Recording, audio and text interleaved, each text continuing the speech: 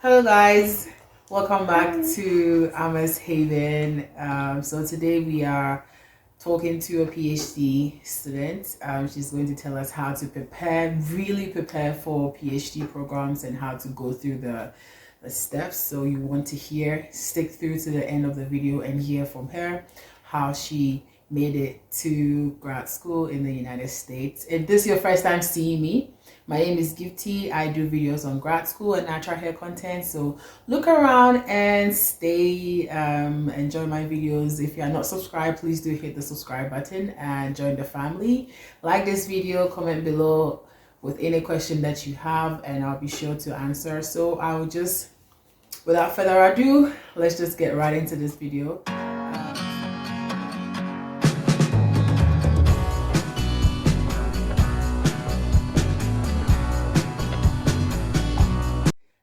So as I have already said, we are hearing from a PhD student here at Montana State University. She's going to tell us or walk us through steps and how she achieved her dreams of studying in the United States. So I'm going to go ahead and introduce our guest here.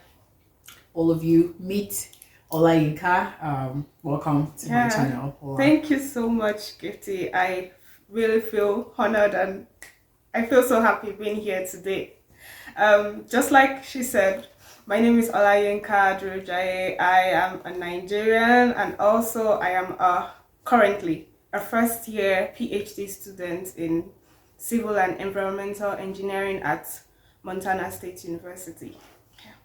Thank you very much, Olayinka. So I'm just going to give you the opportunity to just tell us how you made your dreams come through and coming here to study in the United States. How did you do it? Just give us everything. I see that you've written something down, so I'm sure you just you have like everything prepared for us. So guys, you don't want to miss this video. Watch till the end, and so I'm just gonna go ahead and let you go ahead and do what you have. Okay, yeah, I have some things written down because sometimes I tend to like forget, so I don't miss anything. I just have some things written down. Just like Gifty said, how did I achieve my dreams of coming to the US? First of all, I would say, first of all glory to God, and it's by God's grace. But yeah, in addition to that, there were some certain steps which I took back then when I was in Nigeria, before I could actually come here. So first of all, immediately after finishing my undergraduate, after finishing my undergraduate, I was like, oh God, what am I going to do next? What is the next thing for me? And I was just thinking and a friend told me about grad school in the US. I never believed that, oh, I could come here to come and study. It seemed like something that was impossible. But with enough determination and with the few steps that I'm going to be telling you all today, I believe anyone can achieve that dream of going to study in whatever country that you decide to study in. So the first thing is you need to decide what you want to do. There are a lot of opportunities, there are a lot of departments, a lot of majors or a lot of research interests out there. Just pick one or pick as many as you want that are interrelated and say, oh, this is what I want to do. I think I want to study aeronautics engineering. I think I want to find out the cure to some certain types of cancers that we have. Oh, I think I want to do this, I want to do that. So just have a goal in mind. Just have something that you want to do in your mind. Then after that, you need to know, oh, what does doing this entail? Like for me, I wanted to do something related to treating water because I realized that my country, Nigeria, a lot of people lack access to clean water, and this is not only in Nigeria, even in the world as a whole. We are gradually getting to that stage where clean water is becoming like a scarce commodity. So that was my desire. My desire was that, oh, how can we improve on our water resources in Nigeria? That was the desire that I had. Then know that applying to grad school requires commitment, because so many people just wake up and they'll be like, oh, I want to go to grad school today, and you want the result within a week. It doesn't work like that. I once attended this seminar and they were like, oh, if you want to go to grad school, you need to devote at least 12 months of preparation. I don't mean to sound too out of your mind, but 12 months of preparation is actually good. So you need to know, yes, I want to go to grad school. You need to know the term that you want to resume in. So I've spoken with so many people and they really do not know, oh, when do I want to apply? When do I actually want to apply? Where am I, sorry, what am I actually targeting? Like, what term am I actually targeting? I think that's a better way. What term am I actually targeting? So the way the US works is that there is the fall and the spring resumption. So you need to know, oh, I'm targeting fall 2023. I'm targeting spring 2023 or spring 2024. Depends on whatever term you are targeting. So you need to know. And once you now know, oh, this is the term I want to resume, now you now have to now start working back. That is like preparing your application materials. You need to start preparing them in order to make sure that you meet the application deadline for fall and also for spring, as the case may be. Then the next thing is to search for schools. Now this idea is not for me but for my mentor. She actually taught me then when I was in Nigeria. She said that the US has 50 states. Then she gave me an assignment that I should write one school from each state. So that's like 50 schools from the US. So I did that assignment and she said, okay, now you have them. Get the mails of professors in those schools that are doing what you really want to do. So I got them and you just have like, oh, I have 50 mails from different schools in the US from each state at least. So with that, I started mailing the professors, and I think you did a video on that. So I think, yeah, so many persons, you can check that video out on how to mail professors. And with that information, or with that first step that I took about searching for schools, knowing their requirements, oh, this is what is required to get admitted into the PhD or MSc program, as it may be. This is what is required. You need recommenders, you need your transcript, you need your statement of purpose, you need standardized tests, and so many other things. So having that knowledge, I now started thinking and saying, oh, how do I get all these things? So with that thought, I then started to seek advice on how to go about that. I started getting them little by little. Mailing professors is very important because there are a lot of schools in the US, and sometimes these schools can have like high amount of application fees. So you know how it is for people like us that come from developing countries. We're not so like financially buoyant that we can apply to many schools. So I believe if one of the importance of mailing professors is that if you mail them, you actually know where to target your application to. So you're not just like applying any school or applying to any school that comes to your head. So like when you get a favorable response from a professor, you know, oh, definitely I need to apply to this particular school. Then also check your admission criteria, like the admission criteria for the schools.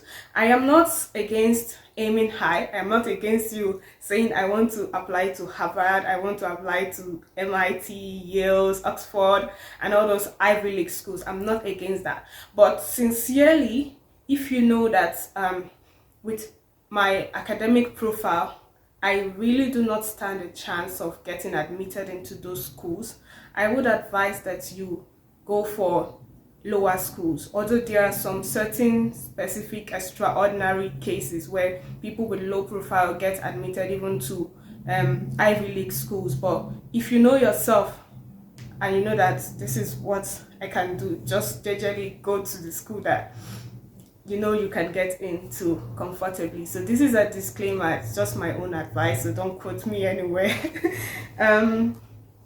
Also, your research statement. Research statement, I think that one would be a full video, because to talk about research statement here, it's kind of complicated. Not really complicated per se, but it's going to be a long talk, in the sense that your research statement is like presenting you to the academic review committee without actually seeing you. So what is the best way I can present myself without them actually seeing me, that they can give me this opening or this position or this admission that I am seeking for? So your research statement should state exactly what you want to do, should state a little bit about your accomplishments, a little bit about why you're the best candidate for the position or for the admission, and a little bit about your future plans after getting the degree or whatever program that you're going for. Just state a little bit about these things. And most times, most times your research statement should be limited to 2 pages, because so many students are applying for this same position or this same admission that you're applying to. So the admission review committee don't really have so much time to go through a lot of papers and everything. So the shorter you keep your research statement, the better for you, because you can just like hit the nail on the head and tell them this is what it is. And yeah, I think that would be it. A more in-depth talk about research statement, I don't think it would be in this video. Okay, yeah, you need to get your unofficial transcript. Like all this information I am saying, you can find it on the school's website. So when you go to, let's say for instance, you want to come to Montana State University and you want to study chemistry, you want to go for your PhD in chemistry. So what you do, you just go to Google or any internet browser that you're using and type Montana State University Grad School application, and there you will see the different departments. So you like select the department, the particular department that you're looking for. Then you can now see the requirements that they expect students that want to come into the department should have. So you can do this same thing for every other school in the US and even every other school in the world. They have websites where you can locate certain information. That is all about getting the requirements. Unofficial transcript too, yeah, that one is important. And standardized test. Now this standardized test, there has been a lot of myth about standardized test. Some say you don't need standardized test, some say you need standardized test, but I want to stand here, or I want to sit here and tell you that if you are actually looking for funding, it is advisable that you take the standardized test and also have a good score in the standardized test. I know miracles don't happen, and I am not against miracles happening. I have so many friends that they did not write GRE, they did not write TOEFL, but yet they got admitted.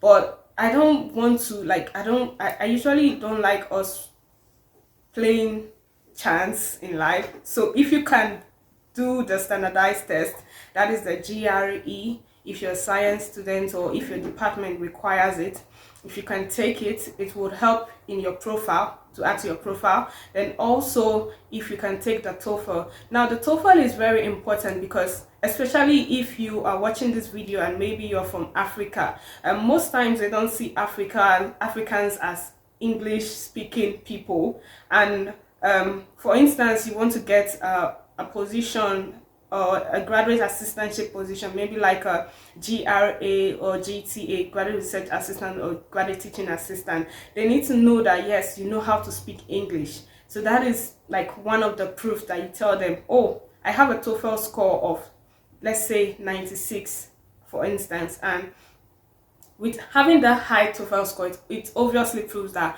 yes, you can speak English. So they would want to give the position to you if you can present that TOEFL score result. So it's very important that you have TOEFL, or I'm talking about TOEFL, IELTS, and there's a new one called Duolingo. So there's so many language tests that you can take. Another thing you need to submit in your application is your resume. Now your resume is another way for you to sell yourself. Forget the fact that you did your undergrad in a university that is not recognized. Like so many persons are discouraged. Oh, my university, they don't know me. It's not a world recognized university. How do I get into the school of my dreams? Forget about that. It's all about how you can sell yourself. You can even go to the best university, but even if, sorry, you can go to the best university, but even if you cannot like sell yourself so well. Another person that goes to a university that is not so recognized may get the position. So getting a resume, a proper resume in the proper US graduate application format is very important. A 2-page resume. Recently, someone asked me, why is it that you must keep your resume 2 pages as a graduate applicant? And I told him that it is very necessary because, just like I said, there are a lot of students applying for the same position and they don't really have so much time to be going through everything. You need to keep all your application material, you need to keep them short, you need to keep them precise, and you need to keep them clear as much as possible. So if you are watching this video now and you're thinking of grad school, I just want to tell you it is very possible. I'm going to say my own story at the end of this program, so just stay tuned. I'm going to say how I got my admission and everything. It's a very interesting story. You want to hear it?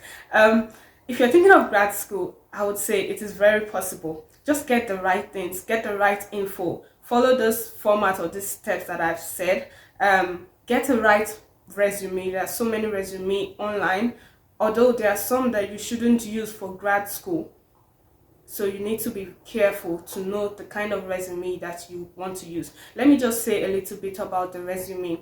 So in your resume, because you are applying for grad school, you want to present it in a very detailed and professional way. So the first headline, your name written in bold letters, and also your contact. So like you need your Gmail address, your phone number, and your home address if you can, but it shouldn't be so long, just a short writing or a short sentence of your address. Then also you need your social media handle, maybe like LinkedIn. If you're on LinkedIn, you could put it there. Maybe if you have a Twitter or something, but everything you put there should be professional. So if you are putting a LinkedIn profile link on the resume that you are going to submit, you need to make sure that the link links them to a professional part of you. So you don't want it to be like you put a link there and it links you to your life that you really do not want them to see. So everything you need to do should be professional. Then you need to talk about your education, where you graduated from, perhaps your undergraduate thesis if you did one. Yeah. Then also you need to talk about your work or your research experience if you have it.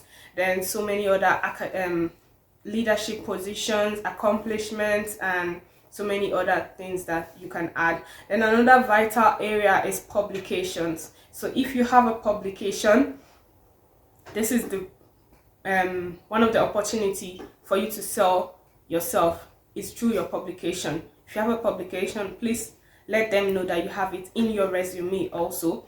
And if you do not have it,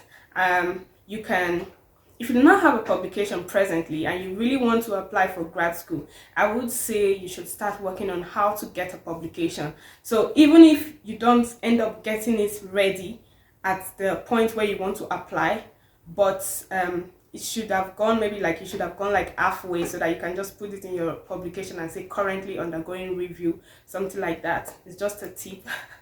So yeah, I think that should be all about requirements and everything. Yeah. Thank you very much, Ola, for giving us the steps to that. So yeah. I think you did mention the teaser for the video that you're going to tell us how you got here. And then in as much as you talk about that, I want you to add how your first time experience has been in doing a PhD here at Montana State University. So I'll just give the platform to you. Okay, thank you. How I got here. First of I think I'm saying first of all too much. So I got to know about Montana State University from one of the grad fairs that I attended.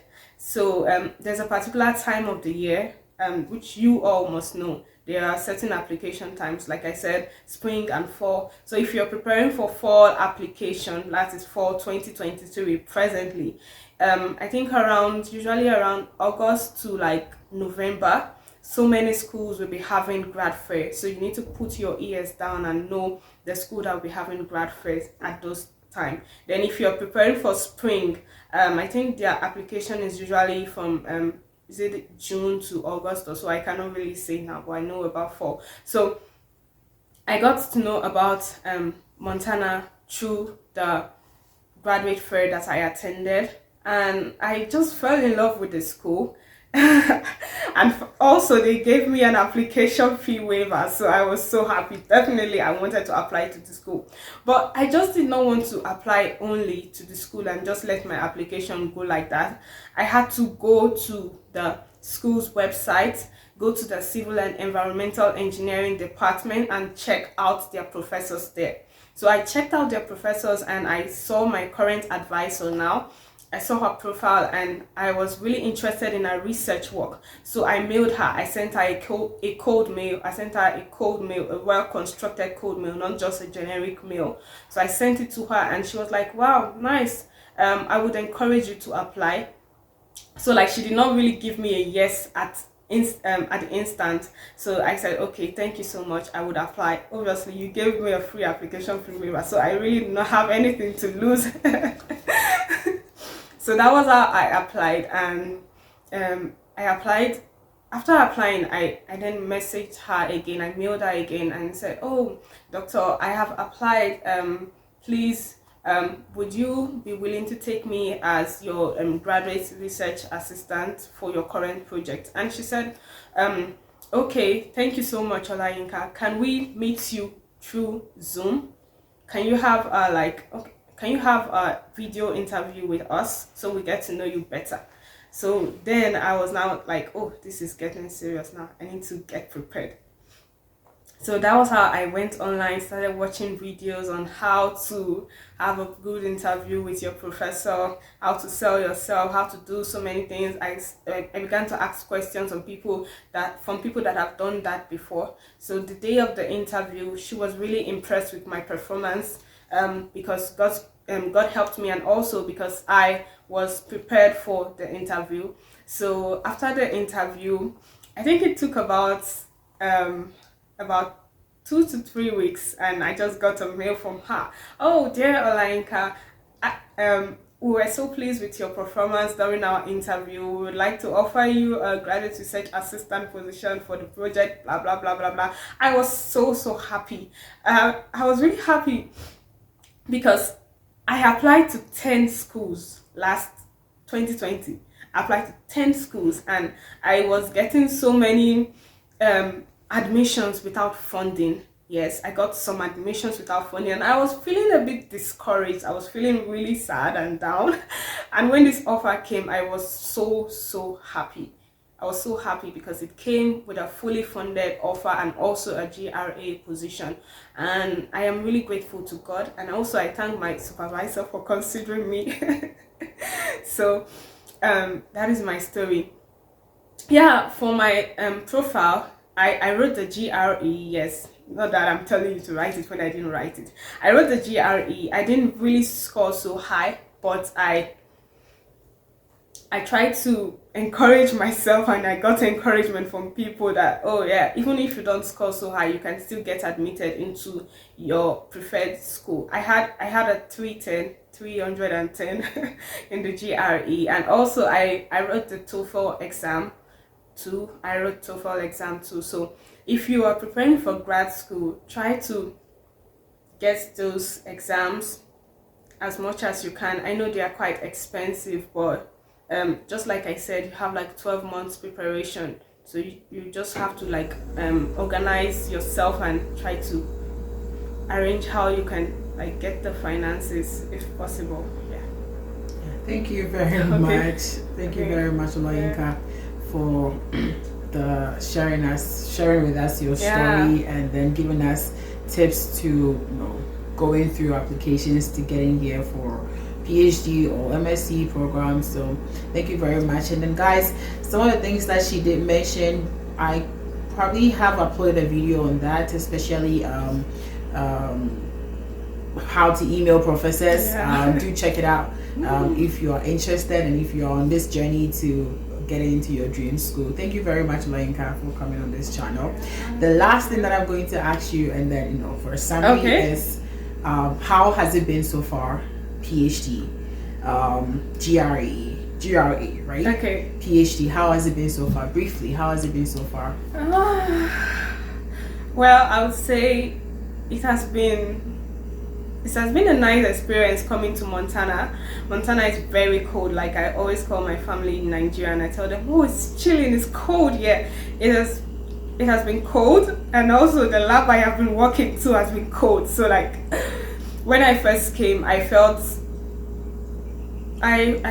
what people feel when you leave an environment you have been used to and you come to a new environment. That was what I felt. But gradually I started getting accustomed to the norms and everything. Academic wise, the US schooling system is pretty tough. I'm saying pretty tough to those people that are currently preparing for grad school. Like, don't see grad school as a means of escape from your country. It is not a means of escaping, because when you get here, you would have more work to do. But it will be fun because you'll be doing what you love. And in terms of the food, it's different a little bit because I can't really get so much African food here, but I'm coping. You can see me. So yeah, I think that is my experience. Yeah, thank you very much. Thank you so much for coming on this channel. Guys, I hope you like this video and you've learned a lot. Stay with us, and then if you have not subscribed, please do hit the subscribe button and click the post notification bell so you'll be notified anytime that we post a new video. So with that said, thank you for watching till the end, and I'll see you in my next video. Let's say bye. Bye.